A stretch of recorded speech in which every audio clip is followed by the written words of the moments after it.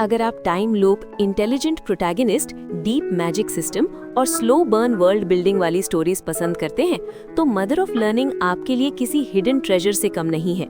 ये कोई flashy power fantasy नहीं है, ये एक ऐसी कहानी है जहां ज्ञान ही सबसे बड़ा हथियार है और हर गलती, हर असफलता अगले लूप में एक सबक बन जाती है। मदर ऑफ लर्निंग को दुनिया के सबसे बेहतरीन वेब नॉवेल्स में इसलिए गिना जाता है क्योंकि ये बिना किसी ओवरपावर्ड शॉर्टकट के एक साधारण स्टूडेंट को धीरे धीरे एक मास्टर स्ट्रैटेजिस्ट में बदलती है। इस वीडियो में हम चैप्टर 1 और चैप्टर 2 को डिटेल में एक्सप्लेन करेंगे, जहां हम ज़ोरियन कजिंस्की से मिलते हैं, उसकी पर्सनालिटी, उसकी फैमिली डायनामिक्स और उस नॉर्मल सी लगने वाली शुरुआत को समझते हैं जो आगे चलकर एक माइंड बेंडिंग जर्नी की फाउंडेशन बनती है। तो अगर आपको intelligent story telling, patience rewarding plots और जेन्युइनली वेल रिटन फैंटेसी पसंद है तो इस सफर की शुरुआत यहीं से करते हैं। ज़ोरियन की आंखें अचानक तेजी से खुल गईं क्योंकि उसके स्टमक में एक तेज दर्द उठा था। उसका पूरा बॉडी उस ऑब्जेक्ट के खिलाफ झटके के साथ हिला जो उस पर गिरा था और वो तुरंत वाइड अवेक हो गया। उसके दिमाग में ड्राउजीनेस का एक कतरा भी नहीं बचा था। गुड मॉर्निंग ब्रदर, एक चिढ़ा देने वाली खुशमिजाज आवाज उसके ठीक ऊपर से आई। Morning morning morning. ज़ोरियन ने अपनी छोटी बहन किलियल को गुस्से से घूरा, लेकिन वो बस शरारत से मुस्कुरा दी, जबकि वो अभी भी उसके स्टमक पर लेटी हुई थी। वो स्पष्ट संतुष्टि में अपने आप में गुनगुना रही थी और हवा में अपने पैर चंचलता से हिला रही थी। वो उस जायंट वर्ल्ड मैप को देख रही थी जो ज़ोरियन ने अपने बेड के पास की दीवार पर लगाया था, या यूं कहें कि वो उसे देखने का नाटक कर रही थी। ज़ोरियन देख सकता था कि वो उसकी प्रतिक्रिया देखने के लिए उसे अपनी आंखों के कोने से बड़ी गहराई से देख रही है। ज़ोरियन को पछतावा हुआ कि ये सब उसे इसलिए झेलना पड़ा क्योंकि उसने दरवाजे पर आर्केन लॉक नहीं लगाया था और अपने बेड के चारों ओर एक बेसिक अलार्म पेरीमीटर सेट नहीं किया था। उतरो यहाँ से, उसने सबसे शांत आवाज में कहा जो वो जुटा सकता था। मम ने तुम्हें जगाने के लिए कहा था, उसने अपनी जगह से हिले बिना सहज भाव से कहा।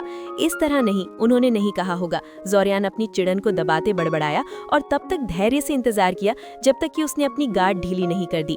जैसी कि उम्मीद थी, किरियल इस बनावटी अरुचि के कुछ ही क्षणों बाद साफ तौर पर उत्तेजित हो गई। इससे पहले कि उसका गुस्सा फूटता, ज़ोरियन ने फुर्ती से उसके पैर और चेस्ट पकड़े और उसे बेड के किनारे से पलट दिया।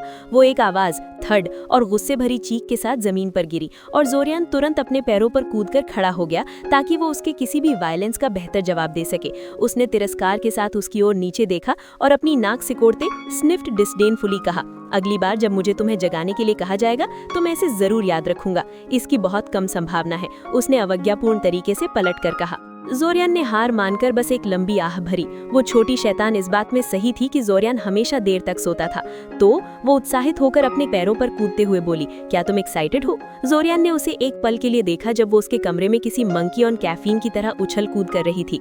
कभी कभी वो चाहता था कि काश उसमें भी उसकी जैसी असीमित ऊर्जा होती। किस बारे में? ज़ोरियन ने मासूमियत का नाटक करते हुए और अनजान बनते हुए पूछा। वो जानता था कि उसका मतलब क्या है, लेकिन स्पष्ट सवाल पूछना उसे निराश करने का सबसे तेज तरीका था ताकि वो बातचीत छोड़ दे। वापस एकेडमी जाने के बारे में वो रोते हुए बोली, क्योंकि वो समझ गई थी कि वो क्या कर रहा है। मैजिक सीखना, क्या तुम मुझे कुछ मैजिक दिखा सकते हो? ज़ोरियन ने एक लॉन्ग सफरिंग साई छोड़ी। किरियल ने हमेशा उसे एक प्लेमेट की तरह समझा था, बावजूद इसके कि उसने कभी उसे बढ़ावा नहीं दिया था। वो इस साल बिल्कुल असंभव, डाउनराइट इम्पॉसिबल हो गई थी और मदर उसे नियंत्रित करने की उसकी दलीलों के प्रति पूरी तरह से असंवेदनशील, होली अनसिम्पैथेटिक थी। माँ कहती थी कि वो दिन भर बस पढ़ता रहता है, इसलिए वो कुछ जरूरी काम नहीं कर रहा था। शुक्र है कि समर ब्रेक खत्म हो गया था और वो आखिरकार उन सब से दूर जा सकता था। किरी, मुझे पैक करना है, तुम जाकर फोटोव को तंग करती हो। वो एक सेकंड के लिए नाखुशी से उसे घूरती रही और फिर अचानक कुछ याद आने पर खुश हो गई और तेजी से कमरे से बाहर भागी।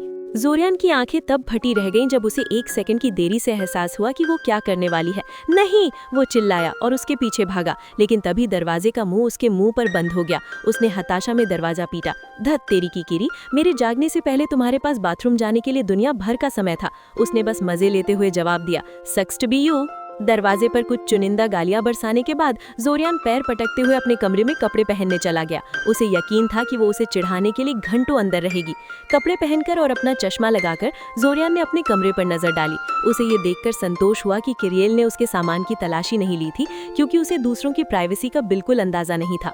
उसे अपनी कुछ टेक्स्ट बुक्स गायब मिली, जिससे उसे बहुत चिड़न हुई। उसे पक्का पता था कि वो उसके बहन के कमरे में होंगी, जिसकी आदत थी कि वो अपनी चिपचिपी छोटी उंगलियों को अपने सामान से दूर नहीं रखती। सकती थी। अपनी एक शंका पर उसने अपनी राइटिंग सप्लाईज चेक की और पाया कि वो काफी कम हो गई है। हर बार भर आने पर किरेल उसका सामान चुराती थी।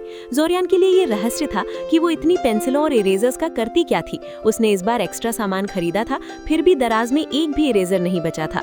माँ उसे 5 गुना महंगी गुड़ियां दिला देती थी, फिर भी वो जोरियन का सामान चुराती थी। वो अपनी बहन के कमरे में गई, कीप आउट के नोटिस को नजरअंदाज किया और अपनी किताबें बेड के नीचे भरे हुए जानवरों के पीछे चतुराई से छिपी हुई पाई। पैकिंग पूरी होने पर वो नीचे गया। वो जानबूझकर देर से उठता था ताकि वो शांति से खाना खा सके, क्योंकि उसे खाते समय बातचीत करना बहुत नापसंद था। लेकिन आज मदर इंतजार कर रही थी और सीढ़ियां उतरते ही ओन ने उसे टोकना शुरू कर दिया। तुम वाकई इस तरह बाहर जाने का इरादा रखते हो? उसने पूछा। जोरियन ने साधारण ब्राउन आउटफिट पहना था, लेकिन माँ ने एक लॉन्ग सफरिंग साई के साथ कहा कि उनकी फैमिली इस शहर के पिलर्स में से एक है। उन्होंने डांटते हुए कहा कि वो उसे कॉमन फैक्ट्री वर्कर की तरह दिखने नहीं देंगी और उसे प्रॉपर अटायर पहनने का आदेश दिया। जोरियन ने अपनी आंखें ऊपर की ओर घुमाने से खुद को बड़ी मुश्किल से रोका। माँ का ये गिल्ट ट्रिप उस पर काम नहीं किया। बहस से बचने के लिए उसने कीमती कपड़े पहन लिए। माँ ने उसे किसी शो एनिमल की तरह घुमाकर देखा और तब फेयरली डिसेंट कहा। किचन में उसके लिए दलिया रखा था। जोरियन ने उसे देखते ही माथे पर शिकन डाली, क्योंकि माँ इसे एक शांति के संकेत के रूप में लाई थी, जिसका मतलब था कि वो कुछ ऐसा मांगने वाली थी जो उसे पसंद नहीं आएगा। माँ ने दावा किया कि उसे दलिया पसंद है, जबकि जोरियन को 8 साल की उम्र से ही ये पसंद नहीं था। उसने अपनी आंखें घुमाई और इसे एक स्पेल से गर्म किया। नाश्ते के दौरान माँ फसलों के विवाद के बारे में बोलती रहीं और वो उन्हें ट्यून आउट करता रहा, जो इस परिवार में एक सर्वाइवल स्किल था। जोरियन इस परिवार का ब्लैक शीप था, इसलिए उसे अक्सर ऐसे लंबे भाषण सुनने पड़ते थे। जब उसने माँ को टोकते हुए मुद्दे पर आने को कहा तो माँ हंसते हुए अम्यूजमेंट ऑब्वियस से पूछा कि क्या किरी ने उसे फिर से परेशान किया है। जोरियन ने अपनी आंखें मली और माँ के ना देखने पर मेज से एक सेब चुराकर अपनी जेब में रख लिया। उसने गुस्से भरी नजरों से माँ को देखा और चिल्लाकर कहा कि वो अपने पिता जैसा बिल्कुल नहीं है। माँ ने लापरवाही से बात टाली और बताया कि वे डेमियन से मिलने कॉथ जा रहे हैं। जोरियन ने अपनी बातों को रोकने के लिए अपना चम्मच काट लिया ताकि वो कोई कड़वी टिप्पणी ना कर दे। जब माँ ने उसे किरियले का ध्यान रखने को कहा तो जोरियन का चेहरा डर से पीला पड़ गया। उसने विरोध किया और फोटोफ का नाम लिया, लेकिन माँ ने सख्ती से उसे मना कर दिया। जोरियन ने गुस्से में अपना चम्मच गिरा दिया और प्लेट को दूर धकेल दिया। उसे लगा कि ये उस पर जासूसी करने की एक ट्रांसपेरेंट चाल है। अंत में माँ हार मानते हुए हफ्ट एंड रेजिग्नेशन अपनी बात वापस ले गई। मेटाफर से समझें तो जोरियन की स्थिति उस व्यक्ति जैसी है जो एक जलते हुए घर से बाहर निकलने की कोशिश कर रहा है, लेकिन दरवाजे पर पहुंचते ही उसे पता चलता है कि उसे एक भारी बोझ यानी बहन की जिम्मेदारी भी साथ ले जाने के लिए मजबूर किया जा रहा है। जोरियन अपनी सीट से उठकर बाथरूम जाने का इरादा कर ही रहा था, लेकिन उसने पाया कि उसकी एक गुस्सैल छोटी बहन इरेट लिटिल सिस्टर उसका रास्ता रोककर खड़ी थी। तभी अचानक दरवाजे पर एक दस्तक हुई। जोरियन ने बड़ी तेजी से कहा, मैं देखता हूँ, क्योंकि वो अच्छी तरह जानता था कि उसकी मदर ये मांग करेंगी कि उनमें से कोई एक दरवाजा खोले और किरियले, जो अपनी जिद पर अड़ी थी, इतनी जल्दी अपनी जगह से हिलने वाली नहीं थी। वो जब चाहे बहुत जिद्दी हो सकती थी। जब जोरियन ने दरवाजा खोला तो उसने अपने सामने एक चश्मा पहनी हुई महिला को देखा, जिसने बहुत ही महंगे दिखने वाले खाकी रंग के कपड़े पहने थे और अपनी बाहों में एक मोटी किताब दबा रखी थी। उस महिला ने अपने चश्मे को ठीक करते हुए जोरियन को एक पारखी नजर से देखा और पूछा, जोरियन कजिंस्की? जोरियन ने थोड़ा अनिश्चित होते हुए जवाब दिया, हाँ। उस महिला ने अपना परिचय देते हुए कहा कि वो सियोरिया की royal academy of magical art से इल्सा जिलेटी हैं और वो उसके सर्टिफिकेशन के परिणामों पर चर्चा करने आई हैं। ये सुनते ही जोरियन का सारा रंग उड़ गया। उसके मन में घबराहट पैदा हुई कि क्या उन्होंने उससे बात करने के लिए एक असली मेज को भेजा है। उसने सोचा कि उसने ऐसा क्या कर दिया जो इसकी नौबत आई। अब उसकी माँ उसे जिंदा नहीं छोड़ेंगी, लेकिन इल्सा ने उसकी हालत देखकर मजे लेते हुए समझाया कि वो किसी मुसीबत में नहीं है। उन्होंने समझाया कि अकेडमी की ये आदत है कि वो 3rd ईयर छात्रों से विभिन्न जरूरी विषयों पर चर्चा करने के लिए एक प्रतिनिधि भेजती है। उन्होंने मुस्कुराते हुए देरी के लिए माफी भी मांगी। जोरियन उन्हें कुछ सेकंड्स तक देखता रहा, फिर अपनी झेंक मिटाते हुए उन्हें अंदर आने के लिए आमंत्रित किया। अपनी मदर और बहन से परिचय कराने के बाद इल्सा ने एकांत में बात करने की इच्छा जताई, जिसके बाद माँ तुरंत किरियले को लेकर बाजार चली गई। इल्सा ने किचन की मेज पर कई कागज फैला दिए और बताया कि जोरियन सर्टिफिकेशन पास कर चुका है। चूंकि उनके इलाके में कोई मेज टावर नहीं था, इसलिए जोरियन को सियोरिया जाकर अपना बैज लेना था, लेकिन इल्सा ने उसे एक सील्ड स्क्रोल थमा दिया। जोरियन ने उसे हाथ से खोलने की कोशिश की, लेकिन वो सील हाथ से तोड़ने के लिए बहुत मजबूत थी। जोरियन ने माथे पर शिकन डालते हुए सोचा कि इल्सा ने उसे ये इस तरह नहीं दिया होता अगर उन्हें नहीं लगता कि वो इसे खोल सकता है। उसे एहसास हुआ कि ये एक तरह का टेस्ट है, वही कौशल जो हर नया मेज जानता है। उसने अपनी आंखें घुमाते हुए उसमें थोड़ा सा माना चैनल किया और सील तुरंत 2 टुकड़ों में टूट गई। इल्सा ने गर्व से सिर हिलाया, जिससे ये पुष्टि हुई कि जोरियन ने अभी अभी एक परीक्षा पास की है। उसने उसे बताया कि वो अब एक फर्स्ट सर्कल मेज है और उसे अभी अपना बैज खरीदने की जरूरत नहीं है, क्योंकि वो काफी महंगा होता है। फिर आवाज की बात आई। इल्सा ने उसे 3rd ईयर हाउसिंग के लिए एक अजीब सी की दी, जिसमें कोई दांते नहीं थे। जोरियन ने जैसे ही उसमें माना डाला, उसकी चाबी की सतह पर सुनहरी लकीरें चमकने लगी। इल्सा ने समझाया कि अब वो सेंसिटिव मटेरियल के साथ काम करेगा, इसलिए सुरक्षा के लिए उसका कमरा अब उसके व्यक्तिगत माना सिग्नेचर से ही खुलेगा। अंत में इल्सा ने सबसे महत्वपूर्ण बात छेड़ी, मेंटर और इलेक्टिव्स। जोरियन एकदम सतर्क हो गया। वो जानता था कि एक मेंटर का चुनाव उसके मैजिकल करियर को बनाया बिगाड़ सकता है। उसने पहले से ही पुराने छात्रों से अच्छे और बुरे मेंटर्स के बारे में पता कर रखा था। लेकिन जब उसने विकल्पों के बारे में पूछा तो इल्सा ने माफी मांगते हुए कहा कि वो देर से पहुंची है और बाकी सभी का कोटा भर चुका है। अब केवल एक ही नाम बचा है, जिम चाओ। जोरियन ये सुनकर हताशा में कराह उठा और अपना चेहरा अपने हाथों में छिपा लिया। सभी छात्र इस बात पर सहमत थे कि जिम चाओ सबसे वर्स्ट मेंटर है। इल्सा ने उसे आश्वासन दिया कि अफवाहें बढ़ा चढ़ाकर फैलाई गई हैं, लेकिन जोरियन ने तिरस्कार के साथ एक आवाज निकाली। जब उसे पता चला कि तबादले का कोई मौका नहीं है तो वो बुदबुदाया कि जिम चाओ के पास जगह इसलिए खाली है क्योंकि कोई उनके पास जाना ही नहीं चाहता। इसके बाद इल्सा ने उसे इलेक्टिव्स की एक बहुत लंबी सूची दी। जोरियन उसे देखकर हैरान रह गया क्योंकि इसमें एडवांस्ड मैथमेटिक्स और आर्किटेक्चर जैसे विषय भी थे। उसे 3 से 5 विषय चुनने थे। इल्सा चाहती थी कि वो अभी फैसला कर ले। जोरियन ने माथे पर बल डालते हुए सोचा कि वो पहले ही मेंटर के मामले में मार खा चुका है, इसलिए यहाँ गलती नहीं कर सकता। उसने अंत में एक ब्रेक मांगा क्योंकि उसे बाथरूम की सख्त जरूरत थी, वही बाथरूम जहाँ सुबह किरियाले ने उसे जाने नहीं दिया था। जोरियन ने मन ही मन सोचा कि इस स्थिति के लिए किरियाले को इसकी भारी कीमत चुकानी पड़ेगी। एक एनालॉजी से समझें तो जोरियन की स्थिति उस व्यक्ति जैसी है जो एक जलते हुए घर से बाहर निकलने की कोशिश कर रहा है, लेकिन दरवाजे पर पहुंचते ही उसे पता चलता है कि उसे एक भारी बोझ यानी बहन की जिम्मेदारी भी साथ ले जाने के लिए मजबूर किया जा रहा है। जोरियन खामोशी से अपने परिवार के पीछे पीछे चला जब उन्होंने सिरिन के ट्रेन स्टेशन में प्रवेश किया और उसने फोटोव द्वारा अपने कुछ दोस्तों के उत्साहपूर्ण अभिवादन को नजरअंदाज कर दिया। उसने ट्रेन स्टेशन की भीड़ में किसी परिचित चेहरे की तलाश की, लेकिन जैसा कि अनुमान था उसे कोई नहीं मिला। वो अपने गृहनगर में वास्तव में बहुत से लोगों को नहीं जानता था, जैसा कि उसके माता पिता उसे याद दिलाना पसंद करते थे। जब उसने असफल रूप से एक खाली बेंच की तलाश की तो उसे अपने ऊपर अपनी मां की नज़र महसूस हुई, लेकिन उसने उसकी ओर वापस देखने से इनकार कर दिया। वो इसे बातचीत शुरू करने की अनुमति मान लेगी और वो पहले से ही जानता था कि वो क्या कहेगी। जोरियन, तुम फोटोव और उसके दोस्तों के साथ क्यों नहीं शामिल हो जाते? क्योंकि वे फोटोव की तरह ही अपरिपक्व गधे हैं, इसलिए। उसने झुंझलाहट के साथ खाली ट्रेन की पटरियों को देखते हुए आह भरी। ट्रेन देर से थी, उसे ऐसे इंतजार करने में कोई आपत्ति नहीं थी, लेकिन भीड़ में इंतजार करना शुद्ध यातना थी। उसका परिवार कभी नहीं समझेगा, लेकिन जोरियन को भीड़ से नफरत थी। ये वास्तव में कोई ठोस चीज नहीं थी। ये कुछ ऐसा था जैसे लोगों की बड़ी भीड़ किसी प्रकार की उपस्थिति का प्रक्षेपण करती थी जो उस पर लगातार दबाव डालती थी। ज्यादातर समय ये कष्टप्रद होता था, हालांकि इसके अपने उपयोग भी थे। उसके माता पिता ने उसे चर्च ले जाना तब बंद कर दिया जब उन्हें एहसास हुआ कि लोगों से भरे एक छोटे से हॉल में उसे ले जाने का परिणाम कुछ ही मिनटों में चक्कर आने और बेहोशी के रूप में निकलता था। सौभाग्य से ट्रेन स्टेशन वर्तमान में इतने तीव्र प्रभाव पैदा करने के लिए पर्याप्त भीड़भाड़ वाला नहीं था, लेकिन जोरियन जानता था कि लंबे समय तक वहां रहने का असर होगा। उसे उम्मीद थी कि ट्रेन में बहुत अधिक समय नहीं लगेगा, क्योंकि उसे सिरदर्द के साथ बाकी दिन बिताने का कोई शौक नहीं था। फोटोव की जोरदार हंसी ने उसे ऐसे उदास ख्यालों से बाहर निकाल दिया। उसके बड़े भाई को ऐसी कोई समस्या नहीं थी, ये तो पक्का था। हमेशा की तरह वो हंसमुख, मिलनसार था और उसके पास एक ऐसी मुस्कान थी जो दुनिया को रोशन कर सकती थी।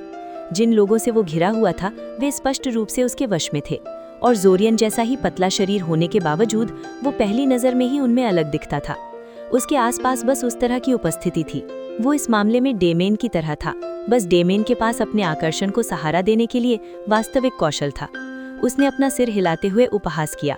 जोरियन को पक्के तौर पर नहीं पता था कि स्यूरिया की जादुई अकादमी जैसी कथित रूप से विशिष्ट संस्था में फोटोव को कैसे स्वीकार किया गया था, लेकिन उसे गहरा संदेह था कि पिता ने फोटोव को अंदर करने के लिए कुछ हथेलियां गर्म की होंगी। ऐसा नहीं था कि फोटोव मूर्ख था, बल्कि वो आलसी था और किसी कार्य पर ध्यान केंद्रित करने में पूरी तरह असमर्थ था, चाहे वो कितना भी महत्वपूर्ण क्यों ना हो। बेशक ज्यादातर लोग ये नहीं जानते थे। वो लड़का बहुत ही आकर्षक था और अपनी कमियों को रूपकालीन के नीचे छिपाने में बहुत माहिर था। उसके पिता हमेशा मजाक करते थे कि फोटोव और जोरियन प्रत्येक को डेमेन का आधा हिस्सा मिला है। फोटोव को उसका आकर्षण मिला और जोरियन को उसकी सक्षमता। जोरियन को अपने पिता का मजाक करने का अंदाज कभी पसंद नहीं आया। एक सीटी ने हवा को चीरा और पटरियों के खिलाफ ब्रेक लगाने वाले धातु के पहियों की तीखी आवाज के साथ ट्रेन स्टेशन में दाखिल हुई।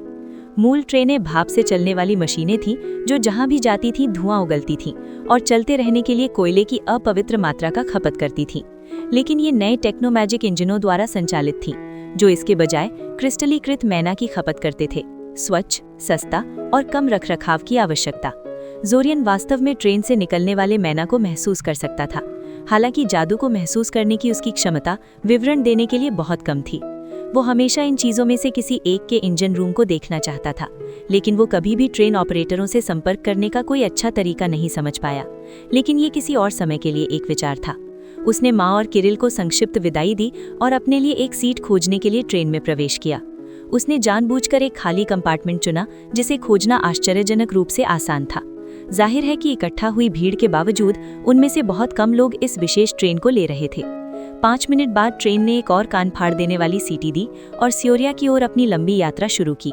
एक तेज कड़कड़ाने वाली आवाज हुई, जिसके बाद घंटी बजने की आवाज आई। अब कोर्सा में रुक रही है, एक देहविहीन आवाज गूंजी। फिर से कड़कड़ाने वाली आवाज। मैं दोहराता हूँ, अब कोर्सा में रुक रही है, धन्यवाद। वो चुप होने से पहले स्पीकर एक आखिरी बार कड़कड़ाए। जोरियन ने झुंझलाहट की एक लंबी आह छोड़ी और अपनी आंखें खोली। उसे ट्रेनों से नफरत थी। नीरसता, गर्मी और लयात्मक धमक की आवाज़ों ने उसे सुलाने की साजिश की। लेकिन हर बार जब वो अंततः सो जाता तो स्टेशन उद्घोषक द्वारा उसे निर्दयता से जगा दिया जाता। कि इस उद्घोषक का यही उद्देश्य था, उन यात्रियों को जगाना जो अपने गंतव्य तक सोते रहते थे। ये जोरियन से छिपा नहीं था, लेकिन इसके कारण ये कम कष्टप्रद नहीं था। उसने खिड़की से बाहर देखा, केवल एक और की तरह एक ट्रेन स्टेशन देखने के लिए। वास्तव में ये पिछले 5 के बिल्कुल समान था, यहाँ तक कि बड़ी सफ़ेद पट्टी पर कोर्सा कहने वाली नीली रूपरेखा तक। जाहिर है स्टेशन बनाने वाले इन दिनों किसी तरह के टेम्पलेट पर काम कर रहे थे। जिस स्टेशन प्लेटफॉर्म पर वो रुक रहे थे, उसे देखते हुए वो ट्रेन में चढ़ने के लिए इंतजार कर रहे लोगों की एक बड़ी भीड़ देख सकता था। कोर्सा एक प्रमुख व्यापारिक केंद्र था और यहाँ बहुत से नवनिर्मित व्यापारी परिवार रहते थे जो अपने बच्चों को मेज बनने और अन्य प्रभावशाली लोगों के बच्चों के बीच घुल-मिल जाने के लिए सियोरिया की प्रतिष्ठित अकादमी में भेजते थे। जोरियन ने स्वयं को ये इच्छा करते हुए पाया कि उसका कोई भी सहपाठी उसके कंपार्टमेंट में नहीं आए, लेकिन वो जानता था कि ये एक बेकार स्वप्न था। वे बहुत अधिक थे और उसके कंपार्टमेंट में उसके अलावा कोई नहीं था। उसने अपनी सीट पर स्वयं को सहज बनाने के लिए वो सब कुछ किया जो वो कर सकता था और फिर से अपनी आंखें बंद कर लीं। उसके कंपार्टमेंट में शामिल होने वाला पहला व्यक्ति एक हरे रंग के टर्टलनेक पहने हुए एक गोल मटोल चश्मे वाली लड़की थी। उसने उस पर एक सरसरी नजर डाली और खामोशी से किताब पढ़ना शुरू कर दिया। जोरियन ऐसे सहमत यात्री साथी के साथ बहुत खुश था, लेकिन जल्द ही 4 लड़कियों का एक समूह आया और उन्होंने शेष 4 सीटें अपने लिए ले लीं। नए आगंतुक बहुत शोर मचाने वाले थे और उन्हें हंसी के दौरे पड़ रहे थे, और जोरियन का उठकर बैठने के लिए एक नया कंपार्टमेंट खोजने का बहुत मन कर रहा था। उसने बाकी यात्रा खिड़की के माध्यम से उन अनंत खेतों को देखने और हरे टर्टलनेक वाली लड़की के साथ झुंझलाहट भरी नजरें एकसार करने के बीच बिताई। वो जानता था कि वे सियोरिया के करीब पहुंच रहे हैं जब उसे क्षितिज पर पेड़ दिखाई दिए। इस मार्ग पर केवल एक ही शहर था जो इस महान उत्तरी जंगल के इतने करीब था, और ट्रेनें अन्यथा इतने कुख्यात स्थान के करीब जाने से बचती थीं। जोरियन ने अपना बैग उठाया और निकास द्वार के पास खड़े होने के लिए चला गया। विचार सबसे पहले उतरने वालों में से एक होने का था और इस तरह उस सामान्य भीड़भाड़ से बचने का था जो सियोरिया पहुंचने पर हमेशा होती थी। लेकिन उसे बहुत देर हो गई थी। जब वो पास पहुंचा तो निकास पर पहले से ही भीड़ लगी थी। वो पास की खिड़की पर झुक गया और इंतजार करने लगा। 3 प्रथम वर्ष के छात्रों के बीच हो रही जीवंत बातचीत को सुनने लगा, जो आपस में उत्तेजना से बात कर रहे थे कि वो कैसे जादू सीखना शुरू करने वाले हैं और क्या-क्या। लड़के वे बहुत निराश होने वाले थे। प्रथम वर्ष पूरी तरह से सिद्धांत, ध्यान अभ्यास और अपना मैना तक लगातार पहुंचने का तरीका सीखने के बारे में था। अरे तुम वरिष्ठ छात्रों में से एक हो ना? जोरियन ने उससे बात करने वाली लड़की की ओर देखा और झुंझलाहट की एक कराह को दबाया। वो इन लोगों से बिल्कुल बात नहीं करना चाहता था। वो सुबह से ही ट्रेन में था। माँ ने उसे एक बुरा भाषण दिया था क्योंकि उसने इल्सा को घर में रहने के दौरान कुछ पीने के लिए नहीं दिया था, और वो किसी भी चीज़ के मूड में नहीं था। मुझे लगता है कि आप मुझे इस तरह वर्णित कर सकते हैं, उसने सावधानी से कहा। क्या तुम हमें कोई जादू दिखा सकते हो? उसने उत्सुकता से पूछा। नहीं, जोरियन ने सपाट स्वर में कहा। वो झूठ भी नहीं बोल रहा था। ट्रेन को मैना शेपिंग को बाधित करने के लिए वार्ड किया गया है। उन्हें लोगों द्वारा आग लगाने और कंपार्टमेंट में तोड़फोड़ की समस्या थी। ओह, लड़की ने कहा, स्पष्ट रूप से निराश। उसने भौहें से कोड़ी, जैसे कुछ समझने की कोशिश कर रही हो। मैना शेपिंग? उसने सावधानी से पूछा। जोरियन ने एक भौं उठाई। तुम्हें नहीं पता कि मैना क्या है? वो प्रथम वर्ष की थी, हाँ, लेकिन ये प्राथमिक था। जिसने भी प्राथमिक विद्यालय पूरा किया है उसे कम से कम इतना तो पता होना ही चाहिए। जादू? उसने लचर तरीके से कोशिश की। जोरियन गुर्राया। शिक्षक तुम्हें इसके लिए फेल कर देंगे। नहीं, ये जादू नहीं है। ये वो है जो जादू को शक्ति देता है, ऊर्जा, शक्ति, जिसे एक मैज जादुई प्रभाव में आकार देता है।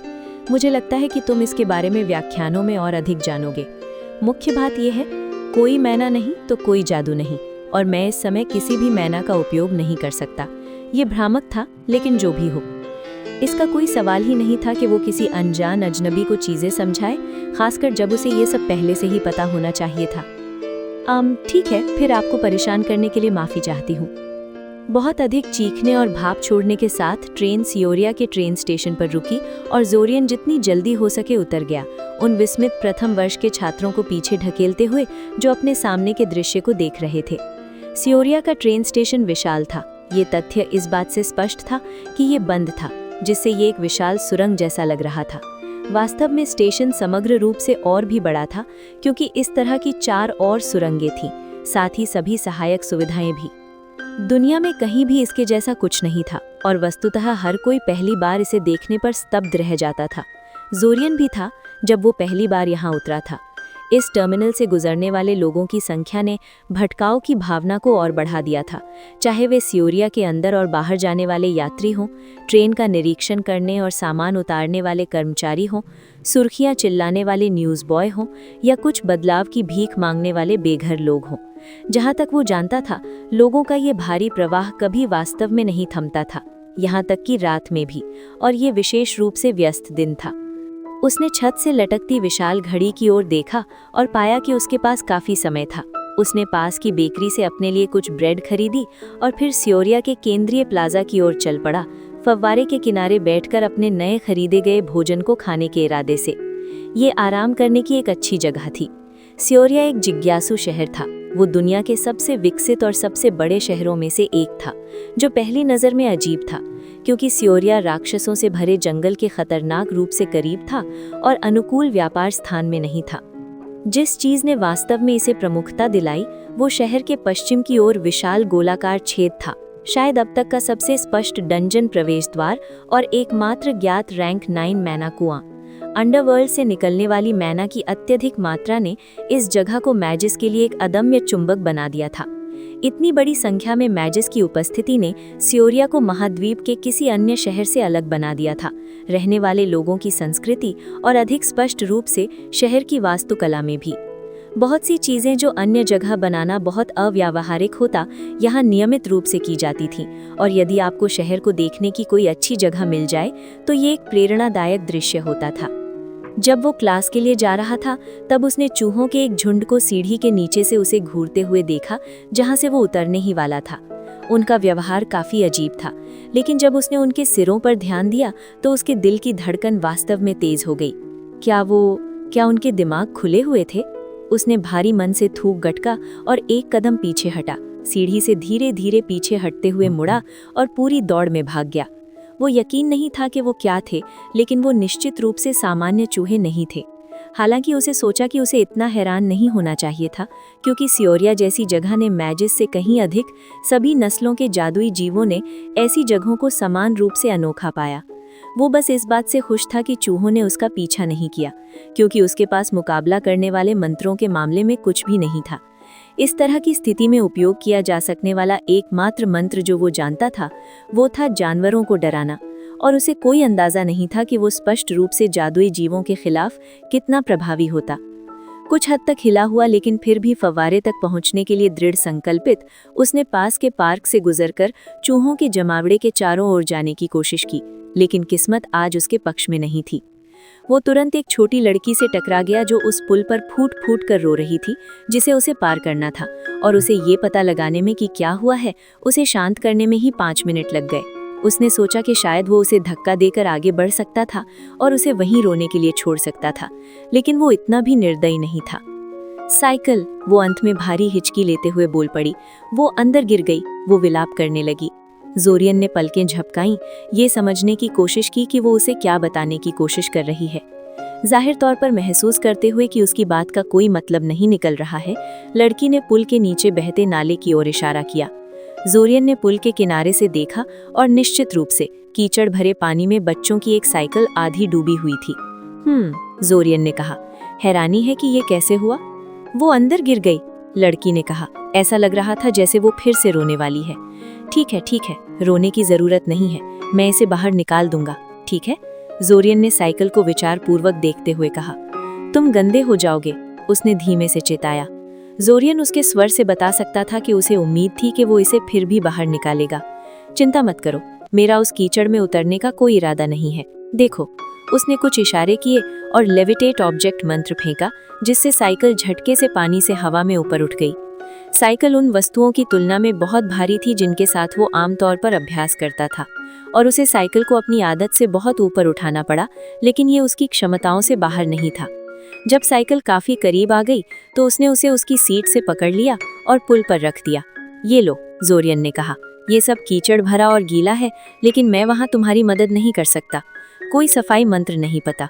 ठीक है, उसने धीरे से सिर हिलाया और अपनी साइकिल को ऐसे पकड़ लिया जैसे वो हाथ छोड़ते ही उसके हाथ से उड़ जाएगी। उसने उसे विदा किया और चला गया, ये निर्णय लेते हुए कि फव्वारे पर उसका आराम करने का समय बस नहीं होने वाला है। मौसम भी काफी तेजी से खराब होता लग रहा था। क्षितिज पर काले बादल अशोभनीय रूप से उमड़ रहे थे, बारिश की सूचना दे रहे थे। उसने बस एकेडमी की ओर जाने वाले छात्रों की बिखरी हुई कतार में शामिल होने का निर्णय किया और इसे खत्म करने का। ट्रेन स्टेशन से एकेडमी तक का रास्ता लंबा था, क्योंकि ट्रेन स्टेशन शहर के बाहरी इलाके में था और एकेडमी ठीक हॉल के बगल में थी। आप शारीरिक रूप से कितने फिट थे और आपको कितना सामान घसीटना था, इसके आधार पर आप वहां 1 या 2 घंटे में पहुंच सकते थे। जोरियन विशेष रूप से फिट नहीं था, अपनी पतली काया और घर में रहने के तरीकों के कारण, लेकिन उसने इस यात्रा की आशंका में जानबूझकर हल्का सामान पैक किया था। वो स्टूडेंट्स के उस जुलूस में शामिल हो गया जो अभी भी ट्रेन स्टेशन से एकेडमी की दिशा में बह रहा था, उन निरंतर प्रथम वर्ष के छात्रों को नज़रअंदाज करते हुए जो अत्यधिक सामान के साथ संघर्ष कर रहे थे। वो उनके साथ सहानुभूति रखता था, क्योंकि उसके कमीने भाइयों ने भी उसे सामान कम से कम रखने की चेतावनी नहीं दी थी, और जब वो पहली बार ट्रेन स्टेशन पहुंचा था तो वो भी उनकी तरह ही था, लेकिन वो उनकी मदद के लिए कुछ नहीं कर सकता था। बारिश के खतरे और दुर्भाग्य को किनारे रखते हुए अकादमी परिसर के करीब पहुंचते ही उसने खुद को ऊर्जावान महसूस किया। वो हॉल के आसपास के क्षेत्र में फैले परिवेशी मैना का उपयोग कर रहा था। उस लड़की की साइकिल को ऊपर उठाने में खर्च किए गए मैना भंडार को फिर से भर रहा था। मैज अकादमियां लगभग हमेशा इस प्रभाव का फायदा उठाने के स्पष्ट उद्देश्य के लिए मैना कुओं के ऊपर बनाई जाती हैं। इतने उच्च परिवेशी मैना स्तरों वाला क्षेत्र अनुभवहीन मेजिस के लिए अपने मंत्रों का अभ्यास करने के लिए एक आदर्श स्थान है। जब भी उनका मैना खत्म हो जाता है तो वे अपने परिवेश से अपने मैना भंडार को फिर से भरकर अपने प्राकृतिक मैना पुनर्जनन को पूरक बना सकते हैं। जोरियन ने वो सेब निकाला जो वो अभी भी अपनी जेब में रखे हुए था और उसे अपनी हथेली पर तैराया। ये वास्तव में कोई मंत्र नहीं था, बल्कि कच्चा मैना हेरफेर था, एक मैना शेपिंग अभ्यास जिसे मेजस को जादुई ऊर्जा को नियंत्रित करने और निर्देशित करने की उनकी क्षमता में सुधार करने में मदद करने के लिए माना जाता था। ये इतनी सरल चीज लगती थी, लेकिन जोरियन को इसे पूरी तरह से महारत हासिल करने में 2 साल लग गए। कभी कभी वो सोचता था कि क्या उसका परिवार सही था और वो वास्तव में अपनी पढ़ाई पर बहुत अधिक केंद्रित था। वो निश्चित रूप से जानता था कि उसके अधिकांश सहपाठियों का अपने जादू पर बहुत अधिक कमजोर नियंत्रण था, और ऐसा नहीं लगता था कि ये उन्हें बहुत अधिक बाधित कर रहा था। उसने हवा में सेब को थामे हुए मैना निर्माण को हटा दिया और उसे अपनी हथेली पर गिरने दिया। उसकी इच्छा थी कि उसके पास किसी प्रकार का वर्षा सुरक्षा मंत्र होता। बारिश की पहली बूंदें पहले ही गिरनी शुरू हो गई थी।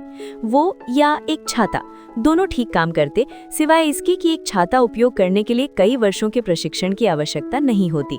जादू कभी कभी बहुत बड़ा धोखा हो सकता है, जोरियन ने उदास होकर कहा। उसने गहरी सांस ली और दौड़ना शुरू कर दिया। तो एक वर्षा सुरक्षा मंत्र है, जोरियन ने बुदबुदाया जब उसने बारिश की बूंदों को अपने सामने एक अदृश्य अवरोध पर छप छप करते हुए देखा।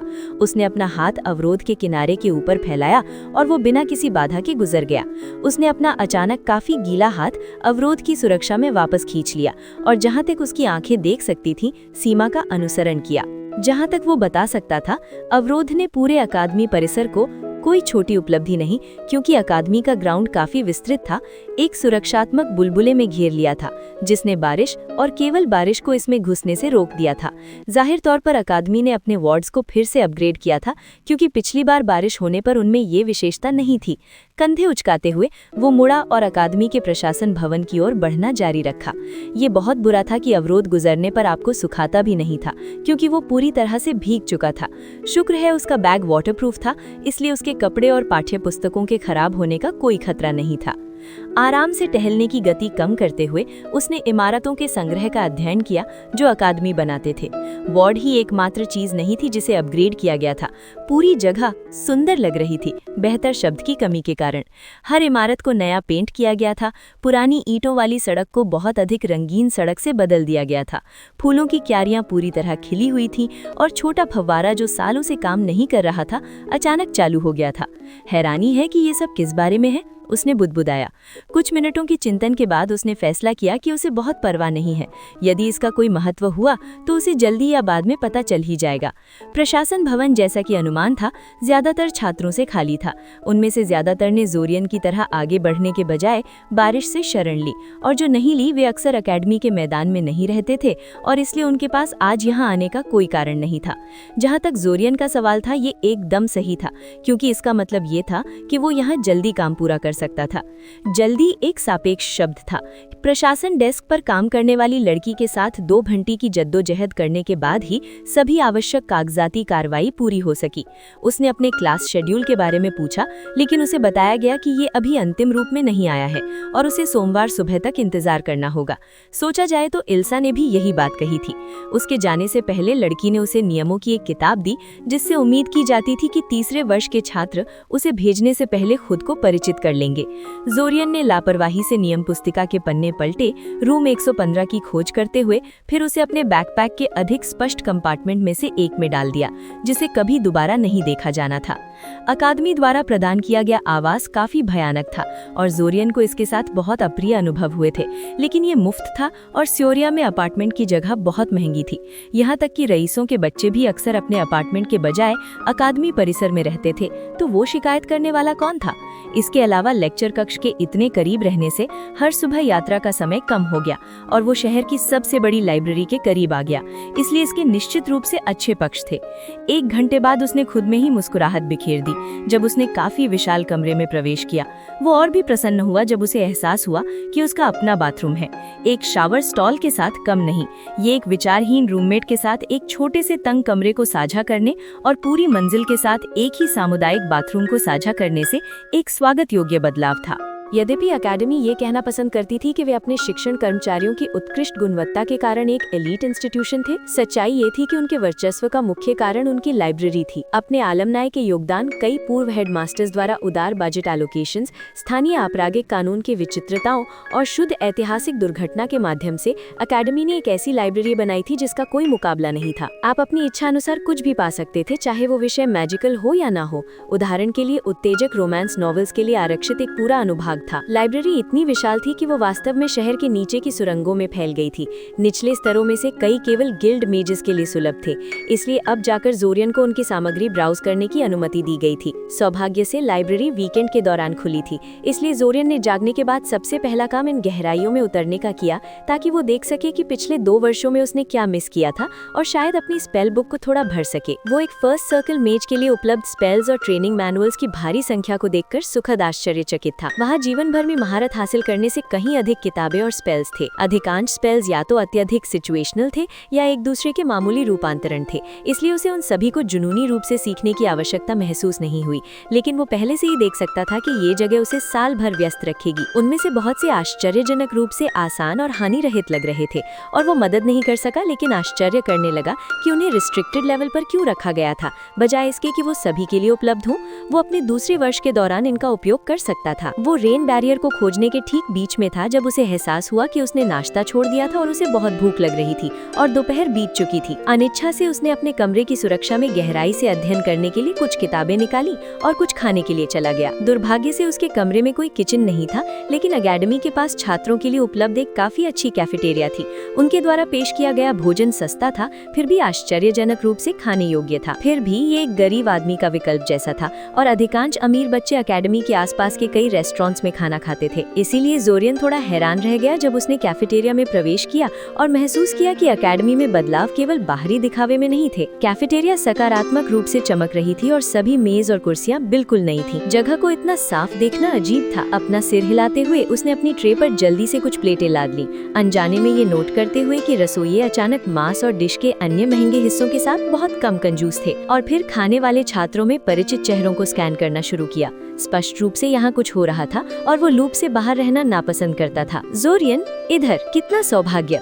जोरियन तुरंत उस गोलमटोल लड़के की ओर चल पड़ा जो उसे बुलाने के लिए इशारा कर रहा था। जोरियन ने पिछले कुछ वर्षों में सीख लिया था कि उसका ऊर्जावान सहपाठी अकेडमी गॉसिप नेटवर्क से मजबूती से जुड़ा हुआ था और लगभग हर चीज और हर किसी को जानता था। अगर कोई जानता होगा कि क्या चल रहा है तो वो बेनिसेक होगा। नमस्ते बेन, जोरियन ने कहा। मैं तुम्हें इतनी जल्दी सेयोरिया में देखकर हैरान हूँ। तुम आमतौर पर आखिरी ट्रेन से नहीं आते हो? तुम्हें ये मुझसे पूछना चाहिए, बेनिसेक ने चिल्लाते हुए कहा।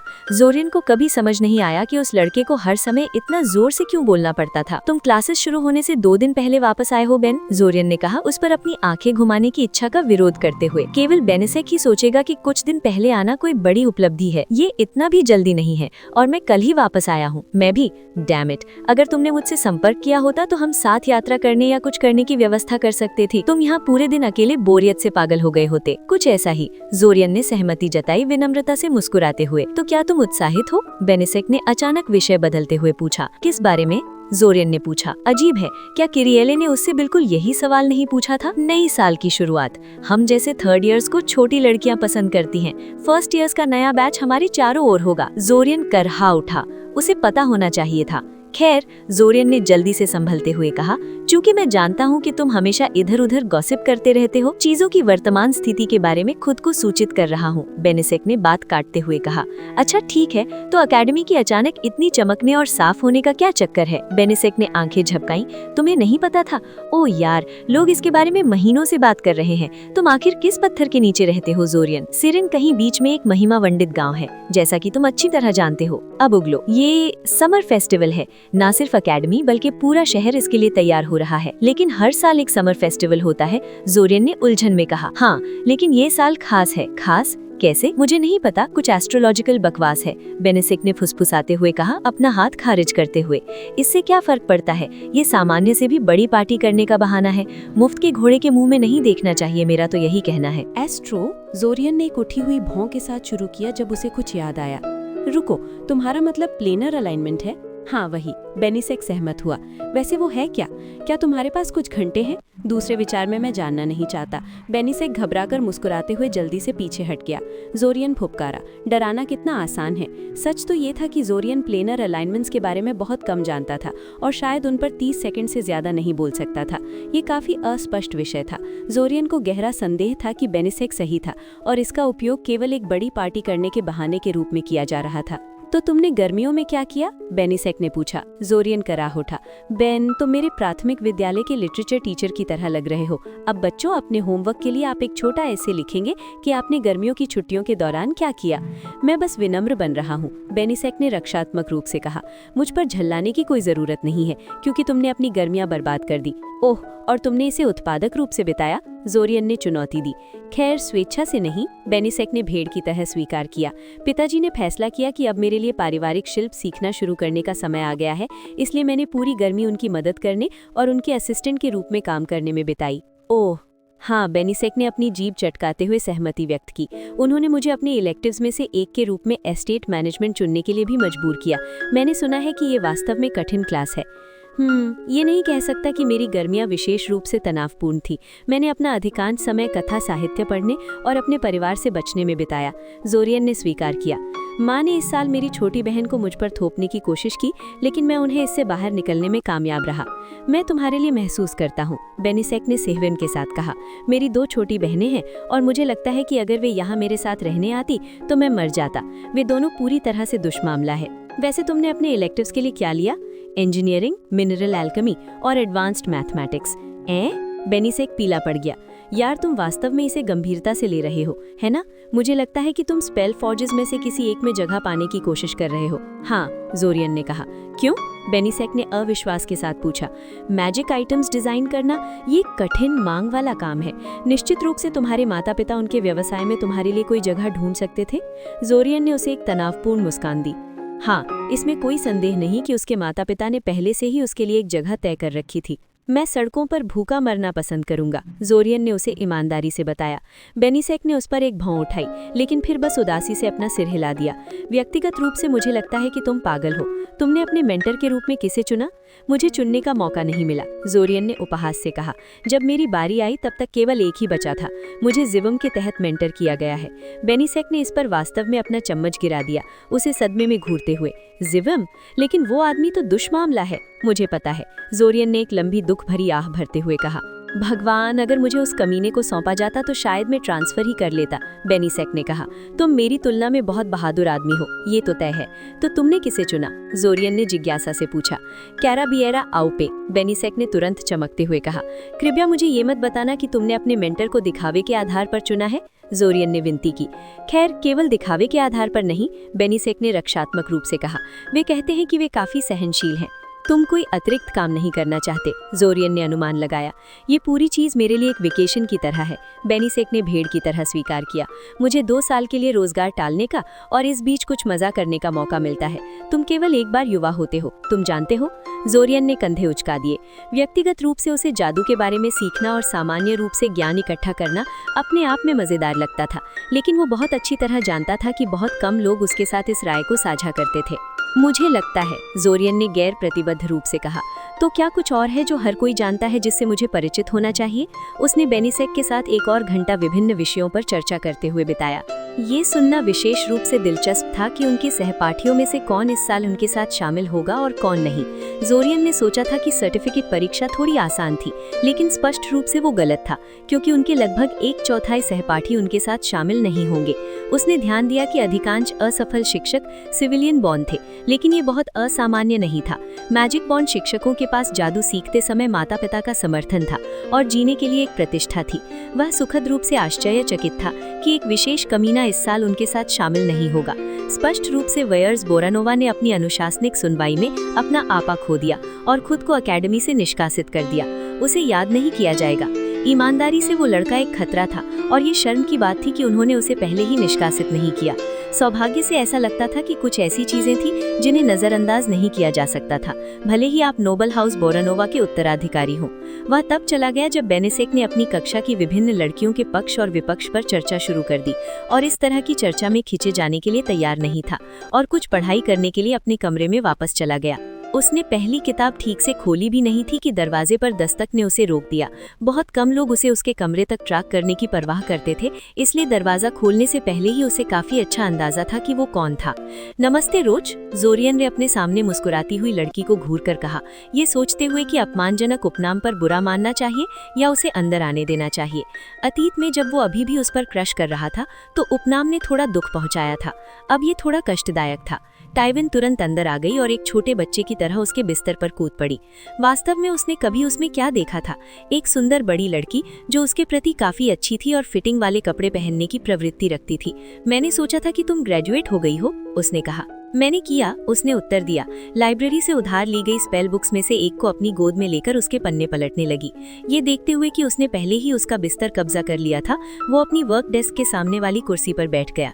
लेकिन तुम जानते हो कि ये कैसे होता है। हमेशा बहुत से युवा मैजिक होते हैं, उन्हें अपने संरक्षण में लेने के लिए पर्याप्त मास्टर्स कभी नहीं होते। मैं नर्तक के लिए एक क्लास असिस्टेंट हूँ। हे, अगर तुमने नॉन मैजिकल कॉम्बैट लिया है तो तुम मुझे हर समय देखने वाले हो। हाँ ठीक है, जोरियन ने फुफकारा। नर्तक ने मुझे पहले से ही ब्लैकलिस्ट कर दिया है, बस इस मामले में अगर मुझे कोई विचार आता है। सच में? हाँ, ऐसा नहीं है कि मैं वैसे भी उस तरह की क्लास के लिए कभी साइन अप करूंगा, जोरियन ने कहा।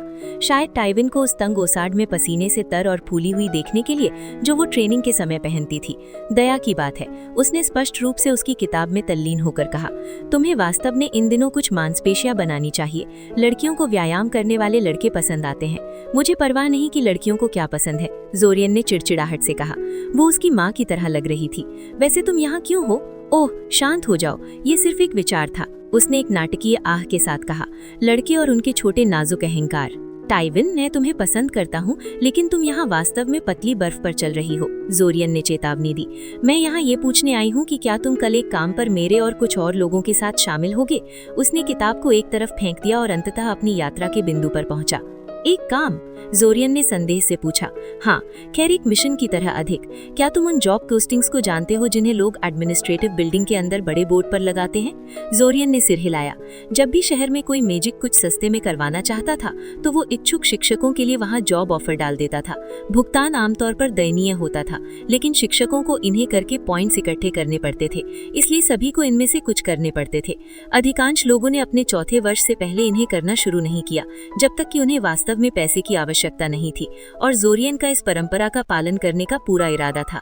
वहाँ एक काफी अच्छी है, टाइविन ने कहा।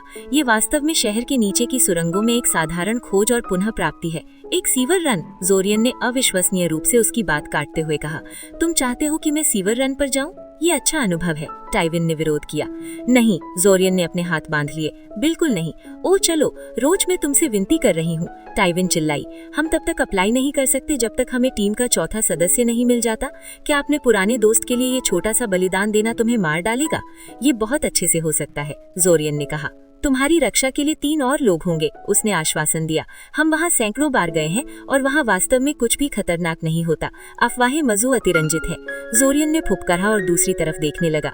भले ही वे वास्तव में उसे सुरक्षित रखते, फिर भी ये 3 ऐसे लोगों के साथ बदबूदार बीमारी से भरी सुरंगों में से एक यात्रा थी जिन्हें वो वास्तव में नहीं जानता था और जो शायद एक औपचारिकता के लिए उसे साथ लाने के लिए नाराज थे। इसके अलावा उसने अभी तक उसे उस नकली डेट के लिए माफ नहीं किया था जिस पर उसने उसे आमंत्रित किया था। हो सकता है कि उसे उस समय पता नहीं था कि वो उस पर क्रश कर रहा था, लेकिन वो अभी भी काफी असंवेदनशील चीज थी जो उसने उस शाम की थी। इसके अलावा वो मदद करने के लिए थोड़ा अधिक इच्छुक महसूस कर सकता था अगर वो उसे रोज कहना बंद कर देती। ये उतना प्यारा नहीं था जितना वो सोचती थी। ठीक है, एक शर्त के बारे में क्या ख्याल है? उसने कोशिश की। नहीं, जोरियन ने तुरंत मना कर दिया। उसने एक अपमानित चीख निकाली। तुमने मेरी बात भी नहीं सुनी। तुम लड़ना चाहती हो, जोरियन ने कहा। तुम हमेशा लड़ना चाहती हो। तो क्या हुआ? उसने मुंह बनाया। तुम डर रहे हो? तुम स्वीकार कर रहे हो कि तुम एक लड़की से हार जाओगी? बिल्कुल, जोरियन ने सपाट स्वर में कहा। टाइविन के माता पिता दोनों मार्शल आर्ट के अभ्यासी थे और उन्होंने उसे लड़ना सिखाया था जब से वो चल सकती थी। जोरियन हैंड टू हैंड कॉम्बैट में उसके खिलाफ 5 सेकंड भी नहीं टिक पाता। धिक्कार है, उसे संदेह था कि स्कूल में कोई इससे बेहतर कर पाएगा। टाइविन ने निराशा के संकेत में हवा में अपने हाथ हिलाए और तुरंत उसके बिस्तर पर गिर पड़ी और एक पल के लिए जोरियन ने वास्तव में सोचा कि वो हार स्वीकार कर रही है। फिर वो बैठ गई और अपने पैरों को अपने नीचे मोड़ लिया जब तक कि वो लोटस पोजीशन में नहीं बैठ गई। उसके चेहरे की मुस्कान जोरियन को बुरा एहसास दे रही थी। सो तुम कैसे रहे हो? जोरियन ने आह भरी। वो अपना वीकेंड इस तरह बिताने का इरादा नहीं रखता था। 2 दिन बाद जोरियन अपने नए कमरे में अच्छी तरह से बस गया था और ये सोमवार की सुबह थी। जल्दी उठना शुद्ध यातना थी जब उसे देर तक सोने की आदत हो गई थी, लेकिन वो कामयाब रहा। उसमें कई कमियां थीं, लेकिन आत्मानुशासन की कमी उनमें से एक नहीं थी। वह 3 घंटे की मौखिक बहस के बाद टाइविन को टालने में कामयाब रहा। हालांकि उसके बाद वो किसी भी चीज के मूड में नहीं था और उसकी यात्रा के बाद एक और दिन के लिए पढ़ना टाल दिया।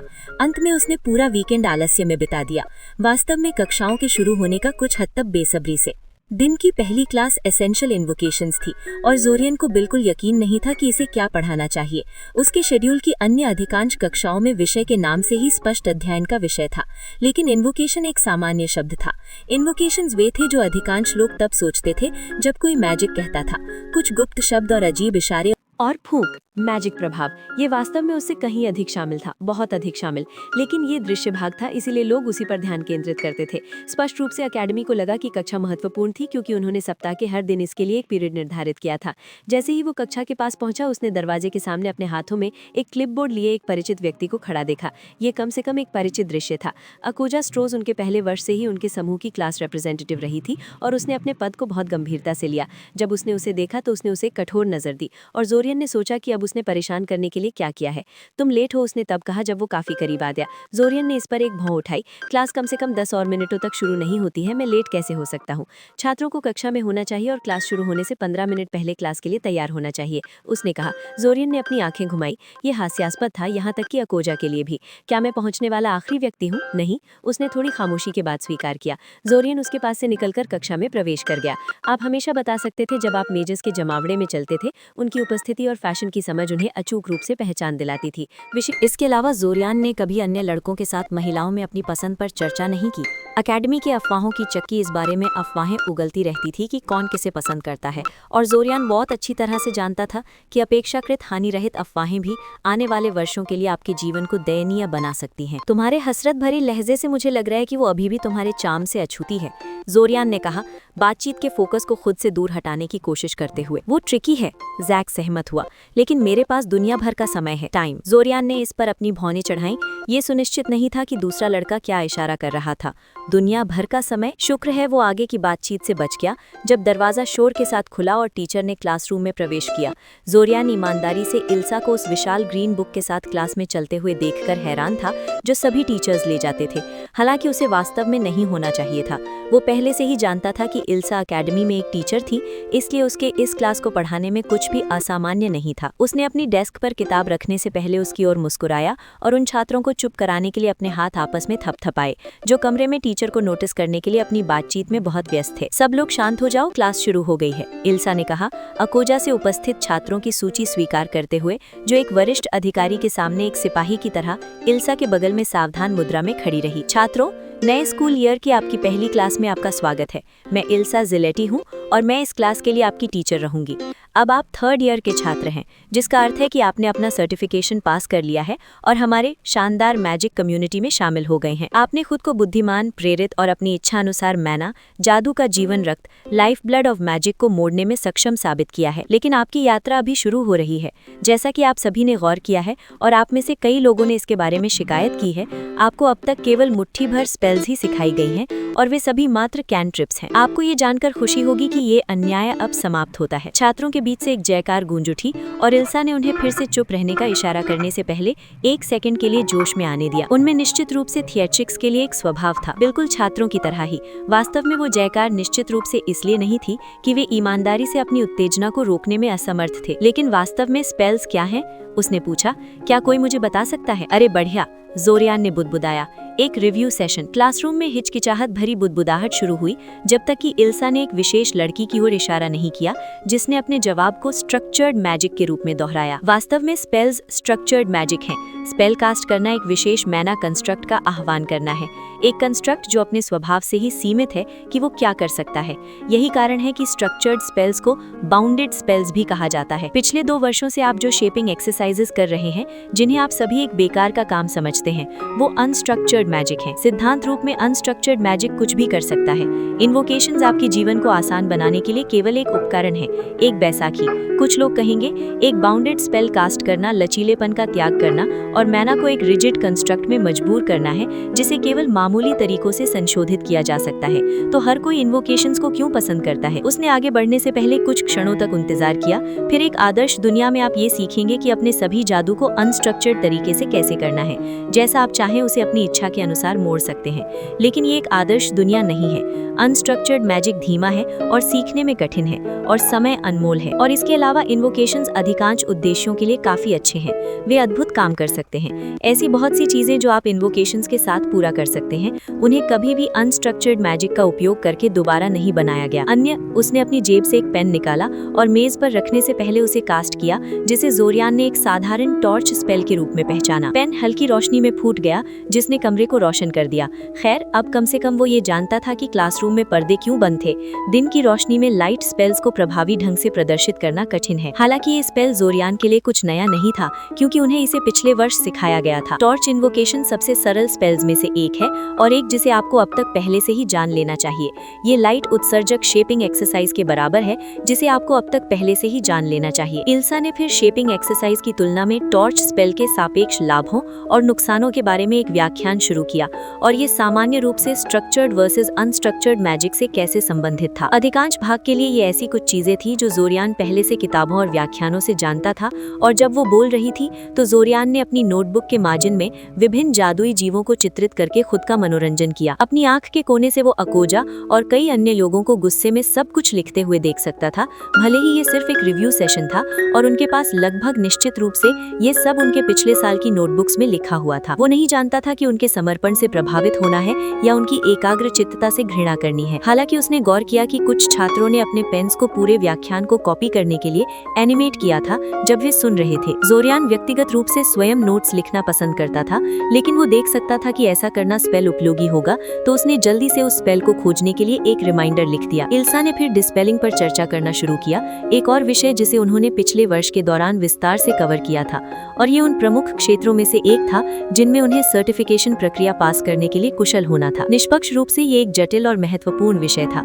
एक स्ट्रक्चर्ड स्पेल को प्रभावी ढंग से डिस्पेल करने का कोई वन साइज फिट्स ऑल समाधान नहीं है, और ये जाने बिना कि अपने स्वयं के स्पेल्स को कैसे डिस्पेल करना है, स्ट्रक्चर्ड मैजिक के साथ प्रयोग करना विनाशकारी हो सकता है। फिर भी कोई सोचेगा कि अकेडमी ये मान लेगी कि वे इसे अब तक जानते हैं और आगे बढ़ जाएगी। कहीं ना कहीं इल्सा ने उदाहरणों के साथ अपनी व्याख्या को मसालेदार बनाने का फैसला किया और किसी प्रकार का समनिंग स्पेल किया, जिसके परिणाम स्वरूप उसकी मेज पर सिरेमिक कटोरों के कई ढेर लग गए। उसने अकोजा से कटोरे सभी को बांटने के लिए कहा और फिर उन्हें अपनी मेजों के ऊपर कटोरे को मंडराने के लिए लेविटेट ऑब्जेक्ट स्पेल का उपयोग कराया। उस छोटी लड़की की साइकिल को नदी से बाहर निकालने लेविटेटिंग की तुलना में ये अपमानजनक रूप से आसान था। मैं देख रही हूँ कि आप सभी ने अपने कटोरे को लेविटेट करने में सफलता प्राप्त की है, इल्सा ने कहा। बहुत अच्छा, अब मैं चाहती हूँ कि आप इस पर डी इल्यूमिनेटर स्पेल कास्ट करें। जोरियान ने इस पर अपनी भुएं चढ़ाई। इससे क्या हासिल होगा? आगे बढ़ो, इल्सा ने आग्रह किया। मुझे मत बताओ कि तुम पहले से ही भूल गए हो कि इसे कैसे कास्ट करना है। जोरियान ने जल्दी से कटोरे पर ध्यान केंद्रित करते हुए कुछ इशारे किए और एक छोटा मंत्र बुदबुदाया। विचाराधीन वस्तु हवा से गिरने से पहले 1 सेकंड के लिए डगमगाई, जैसे कि हवा से भारी कोई सामान्य वस्तु। खड़खड़ाहट की आवाजों की बहुलता ने उसे सूचित किया कि ये कोई अकेली घटना नहीं थी। उसने स्पष्टीकरण के लिए इल्सा की ओर देखा। जैसा कि आप देख सकते हैं, लेविटेट ऑब्जेक्ट स्पेल को डी इल्यूमिनेटर स्पेल द्वारा डिस्पेल किया जा सकता है। एक दिलचस्प विकास, के आप सहमत नहीं हैं? जादुई प्रकाश के स्रोतों को बुझाने के लिए डिजाइन किए गए स्पेल का मंडराती हुई वस्तुओं से क्या लेना देना है? सच्चाई ये है मेरे युवा छात्रों कि डी इल्यूमिनेटर केवल सामान्य उद्देश्य वाले डिस्ट्रप्टर स्पेल का एक विशेष रूप है, जो किसी स्पेल की संरचना को तोड़ देता है ताकि उसे दूर किया जा सके। जबकि इसे लेविटेट ऑब्जेक्ट को ध्यान में रखकर डिजाइन नहीं किया गया है, ये अभी भी इसे प्रभावित करने में सक्षम है यदि आप इसे पर्याप्त शक्ति प्रदान करते हैं। तो आपने हमें इसे सामान्य रूप से डिस्पेल करने के लिए क्यों नहीं कहा? लड़कियों में से एक ने पूछा। किसी और समय के लिए एक विषय है, इल्सा ने बिना रुके कहा। अभी के लिए मैं चाहती हूँ कि आप इस बात पर ध्यान दें कि क्या हुआ जब आपने कटोरे पर स्पेल को डिस्पेल किया। ये पत्थर की तरह गिर गया, और यदि इसे जादुई रूप से मजबूत नहीं किया गया होता तो ये संभवतः मेज से टकराने पर चकनाचूर हो गया होता। यही मुख्य समस्या निहित है सभी डिस्ट्रप्टर स्पेल्स में। डिस्ट्रप्टर स्पेल्स डिस्पेलिंग का सबसे सरल रूप है, और वास्तव में हर स्पेल को बाधित किया जा सकता है यदि आप डिस्ट्रप्टर में पर्याप्त शक्ति डालते हैं। लेकिन कभी-कभी स्पेल को बाधित करने के परिणाम उसे चलने देने से भी बदतर हो सकते हैं। ये विशेष रूप से हाई ऑर्डर स्पेल्स के लिए सच है, जो लगभग हमेशा व्यवधान पर विस्फोटक प्रतिक्रिया करते हैं, क्योंकि इन्हें कास्ट करने में बहुत अधिक माना खर्च होता है। इस उल्लेख की आवश्यकता नहीं है कि पर्याप्त शक्ति किसी भी मेज द्वारा प्रदान की जा सकने वाली शक्ति से कहीं अधिक हो सकती है। अपने कटोरे मेज पर रखें और अपनी नोटबुक से कुछ फटे हुए पन्ने इसमें डालें। जोरियान इल्सा के अचानक अनुरोध से कुछ हैरान था, लेकिन उसने वैसा ही किया जैसा उसने कहा। उसने हमेशा कागज फाड़ने को कुछ हद तक विरेचक पाया, इसलिए उसने कटोरे को आवश्यकता से थोड़ा ज्यादा कागज से भर दिया और फिर आगे के निर्देशों की प्रतीक्षा की। मैं चाहती हूँ कि आप सभी कागज पर इग्नाइट स्पेल कास्ट करें और तुरंत बाद परिणामी आग को डिस्पेल करने के लिए उस पर डी एल्यूमिनेटर कास्ट करें, इल्सा ने कहा। जोरियान ने आह भरी। इस बार उसने पकड़ लिया था कि वो क्या कर रही है और जानता था कि आग की लपटें डी एल्यूमिनेटर द्वारा डिस्पेल नहीं की जाएंगी, लेकिन उसने फिर भी वैसा ही किया जैसा उसने कहा। लपटें झिलमिलाई भी नहीं और ईंधन खत्म होने पर आग अपने आप बुझ गई। मैं देख रही हूँ कि आप सभी इग्नाइट स्पेल को पूरी तरह से कास्ट कर सकते हैं। मैं सपोज करती हूँ कि मुझे आश्चर्य नहीं होना चाहिए। चीजों को गर्म करना जादू के साथ करना बहुत आसान है, और वो विस्फोट। हालांकि आप में से कोई भी आग की लपटों को डिस्पेल करने में कामयाब नहीं रहा। आपको क्या लगता है कि ऐसा क्यों है? जोरियान फुसफुसाया, मगर चीजों को दूसरे छात्रों को जवाब का अनुमान लगाते हुए सुन सकता था। अनुमान यहाँ मुख्य शब्द था, क्योंकि वो कुछ चिपक जाने की उम्मीद से रैंडम उत्तर फेंक रहे थे। आमतौर पर वो कक्षा में किसी भी चीज के लिए स्वयंसेवक नहीं बनता था, उसे ध्यान नापसंद था, लेकिन वो अनुमान लगाने के खेल से थक गया था और इल्सा खुद जवाब देने के लिए तैयार नहीं लग रही थी, जब तक कि कोई इसे समझ ना ले। क्योंकि वहाँ डिस्पेल करने के लिए कुछ नहीं है, उसने पुकारा। ये सिर्फ एक सामान्य आग है जो जादू से शुरू हुई है, लेकिन इससे ईंधन नहीं मिल रहा है। सही, इल्सा ने कहा। ये डिसरप्टिव स्पेल्स की एक कमजोरी है। वे माना कंस्ट्रक्ट्स को तोड़ते हैं, लेकिन स्पेल के कारण होने वाले कोई भी मौलिक रूप से गैर जादुई प्रभाव अप्रभावित रहते हैं। इसे ध्यान में रखते हुए हम अपनी तत्काल समस्या पर लौटते हैं। 2 घंटे बाद जोरियान अपने सहपाठियों के साथ कक्षा से बाहर निकला, वास्तव में थोड़ा निराश। उसने व्याख्यान के दौरान बहुत कम सीखा और इल्सा ने कहा कि वो अधिक उन्नत मामले पर जाने से पहले अपने बुनियादी सिद्धांतों को पूरा करने में पूरा महीना बिताएगी। फिर उसने उन्हें डिस्पेलिंग के विषय पर एक ऐसे दिया। ये एक अपेक्षाकृत उबाऊ क्लास होने वाली थी, क्योंकि जोरियान को बुनियादी बातों की काफी अच्छी समझ थी और उनके पास सप्ताह में 5 बार एसेंशियल इन्वोकेशंस थे, यानी हर दिन। खुशी। बाकी का दिन शांतिपूर्ण रहा, क्योंकि शेष बाकी 4 क्लासें पूरी तरह से परिचयात्मक थीं, जिनमें यह बताया गया था कि प्रत्येक क्लास के लिए कौन सी सामग्री कवर की जाएगी और ऐसे ही अन्य विवरण। एसेंशियल एल्केमी और ऑपरेशन ऑफ मैजिकल आइटम्स आशाजनक लग रहे थे, लेकिन अन्य 2 क्लासें पिछले 2 साल से उनके पास जो कुछ भी था वैसी ही अधिक थी।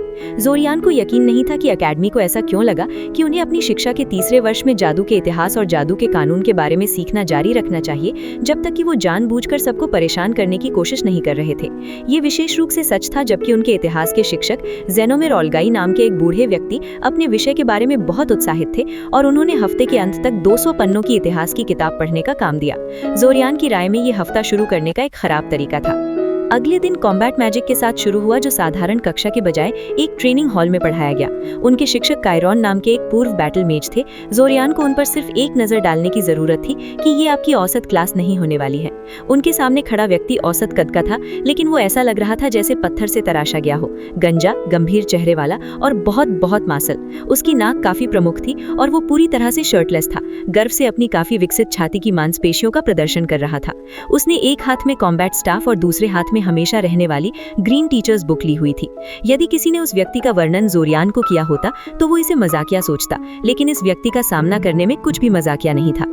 कॉम्बैट मैजिक वास्तव में स्पेल्स की कोई श्रेणी नहीं है, कायरॉन ने एक तेज कमांडिंग आवाज में कहा, जो छात्रों से बात करते हुए शिक्षक की तुलना में भर्तियों से बात करते हुए जनरल की तरह लग रही थी। ये संभवतः सबसे शांत क्लास थी जिसमें जोरियान कभी रहा था, यहाँ तक कि नियोलू और जेड जैसी बातूनियां भी चुप थीं।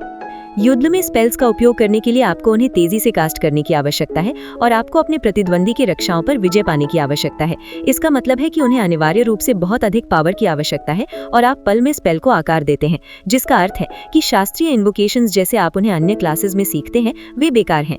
उसने जोर देने के लिए अपना स्टाफ फर्श पर पटका और उसके शब्द पूरे ट्रेनिंग हॉल में गूंज उठे।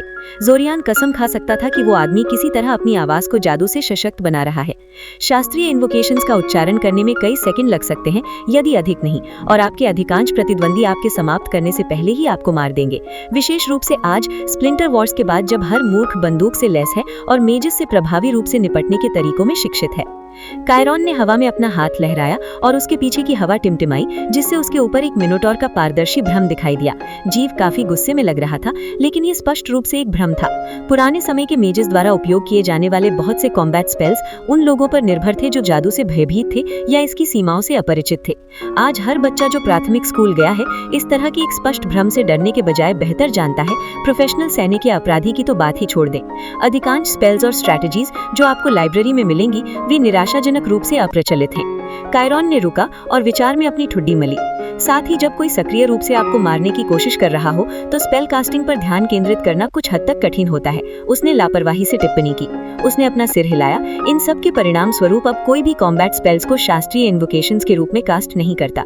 इसके बजाय लोग स्पेल फॉर्मूलाज का उपयोग करते हैं, जैसे कि मेरे स्टाफ पर अंकित है, विशिष्ट स्पेल्स को तेजी से और आसानी से कास्ट करने के लिए। मैं आपको इन वस्तुओं के बिना कॉम्बैट स्पेल्स कास्ट करना भी नहीं सिखाऊंगा, क्योंकि युद्ध में प्रभावी रूप से शास्त्रीय इन्वोकेशंस का उपयोग करना सिखाने में आपको सालों लग जाएंगे।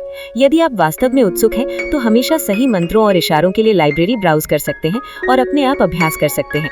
फिर उन्होंने उनमें से प्रत्येक को मैजिक मिसाइल की एक रॉड दी और उन्हें ट्रेनिंग हॉल के दूसरे छोर पर मिट्टी की गुड़ियों पर स्पेल दागने का अभ्यास कराया जब तक उनका माना समाप्त नहीं हो गया। जब वो अपने सामने वाली लड़की के माना खत्म होने का इंतजार कर रहा था तो जोरियान ने अपने हाथ में स्पेल रॉड का अध्ययन किया। ये लकड़ी का एक पूरी तरह से सीधा टुकड़ा था जो जोरियान के हाथ में अच्छी तरह आता था और दोनों सिरों में से प्रत्येक पर बिना किसी प्रभाव परिवर्तन के पकड़ा जा सकता था। प्रभाव कास्ट करने वाले से दूर इशारा करते हुए रॉड की नोक से निकलने वाला बल का एक बोल्ट था। जब आखिरकार उसकी बारी आई तो उसने एहसास किया कि स्पेल फॉर्मूला की सहायता से कास्ट करना लगभग अपमानजनक रूप से आसान था। उसे इसके बारे में ज्यादा सोचने की भी आवश्यकता नहीं थी। बस वांछित दिशा में रॉड को इंगित करें और इसके माध्यम से माना चैनल करें। रॉड में स्पेल फॉर्मूला ने लगभग सब कुछ अपने आप कर दिया। असली समस्या ये थी कि मैजिक मिसाइल ने जोरियान के सामने किए गए किसी भी अन्य स्पेल की तुलना में बहुत अधिक माना लिया और उसने केवल 8 शॉट्स में अपने माना भंडार को जला दिया था। माना से खाली और कितनी जल्दी वो खत्म हो गया, इससे थोड़ा निराश होकर जोरियान ने जैक को देखा जब उसने आलसी कॉन्फिडेंस के साथ एक के बाद एक मैजिक मिसाइल दागे। जोरियान खुद को ईर्ष्यालु महसूस करने से नहीं रोक सका। उस लड़के के लिए अब तक जैक द्वारा उपयोग किए जाने वाले माना की मात्रा उसके अधिकतम से आसानी से 3 या 4 गुना बड़ी थी और जैक बिल्कुल धीमा पड़ता नहीं दिख रहा था। खैर, मैं आप सभी को जाने देने वाला हूँ, भले ही क्लास अभी ऑफिशियली खत्म नहीं हुई है। यहाँ मिस्टर नोवेदा के अपवाद के साथ आप सभी का माना समाप्त हो गया है और कॉम्बैट मैजिक पूरी तरह से अभ्यास के बारे में है। विदाई के शब्दों के रूप में मैं आपको अपने नव प्राप्त कॉम्बैट मैजिक का संयम और जिम्मेदारी से उपयोग करने की चेतावनी देता हूँ, अन्यथा मैं व्यक्तिगत रूप से तुम्हारा शिकार करूंगा। यदि ये कोई और प्रोफेसर कह रहा होता तो जोरियान हंस देता, लेकिन कायरॉन शायद ऐसा करने के लिए काफी पागल हो सकता था। फिर स्पेल फॉर्मूला क्लास का समय था, जो जादू की वही शाखा थी जिसका उपयोग उन्हें कास्ट करने के लिए फोकसिंग एड्स बनाने के लिए किया गया था, जिन्होंने उन्होंने अपनी कॉम्बैट मैजिक क्लास में किया था। उनकी शिक्षिका ऑरेंज बालों वाली एक युवा महिला जिनके बाल मोमबत्ती की लौ की तरह खड़े थे, जोरियान को उनके विषय के प्रति उत्साह के साथ जेनोमेर ऑल्गाई की याद दिलाती थी। जोरियान को वास्तव में स्पेल फॉर्मूलाज पसंद थी, लेकिन उतने नहीं जितना नोरा बूल ने उचित समझा। उनके रेकमेंडेड रीडिंग में 12 अलग-अलग किताबें शामिल थी और उन्होंने तुरंत घोषणा की कि वो अधिक जानने के इच्छुक लोगों के लिए प्रत्येक सप्ताह बोनस लेक्चर आयोजित करेंगी। फिर उन्होंने उन्हें एक छोटा टेस्ट दिया। इसमें 60 प्रश्न थे ताकि ये जांच की जा सके कि उन्हें पिछले 2 साल से कितना याद है। फिर उन्होंने अगली क्लास के लिए अपनी रेकमेंडेड रीडिंग लिस्ट की किताबों में से पहले 3 अध्याय पढ़ने का काम देकर क्लास को समाप्त किया। इसके बाद बाकी का दिन तुलना में आरामदायक था। तो ये था मदर ऑफ लर्निंग का चैप्टर 1 और चैप्टर 2। एक ऐसी शुरुआत जो देखने में शांत लगती है, लेकिन इसके नीचे बहुत कुछ पक रहा होता है। अभी तक हमें सिर्फ जोरियन की दुनिया दिखाई दी है, उसका माइंडसेट, उसकी कमजोरियां और वो एनवायरनमेंट जिसमें आगे चल के उसकी सबसे बड़ी परीक्षा होने वाली है। अगले वीडियो में कहानी एक बिल्कुल अलग मोड़ लेने वाली है, जहां रूटीन टूटेगा और वही चीज शुरू होगी जिसे लोग मदर ऑफ लर्निंग का असली चार्म कहते हैं। अगर आपको ये एक्सप्लेनेशन पसंद आया हो तो वीडियो को लाइक करना न भूलें। कमेंट में बताइए कि आपको जोरियन का कैरेक्टर अब तक कैसा लगा, और ऐसी डीप डाइव एक्सप्लेनेशंस के लिए चैनल को सब्सक्राइब जरूर करें। अगले पार्ट में मिलते हैं, जहां कहानी सिर्फ आगे नहीं बढ़ेगी बल्कि रिपीट भी होने लगेगी।